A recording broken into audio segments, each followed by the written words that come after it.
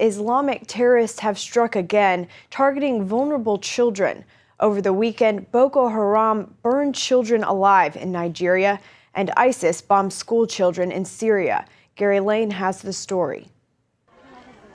This is what's left of homes in the village of Delori, Nigeria, after Boko Haram went on a rampage Saturday night. Heavily armed gunmen and at least 3 suicide bombers attacked. They set much of the village afire. Children let out blood-curdling screams as they burned alive in their huts. 2 nearby refugee camps were also attacked. Nigerian army troops arrived but were outmanned and outgunned by the terrorists.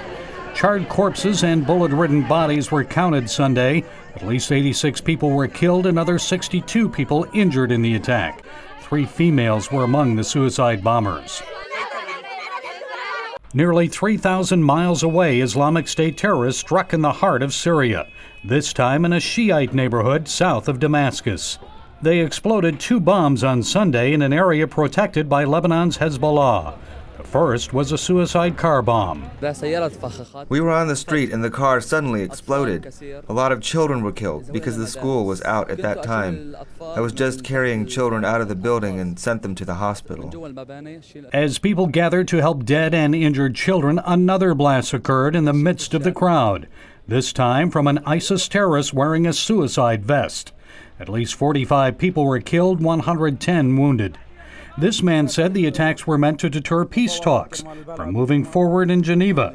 This resident said people are unafraid the talks will move forward.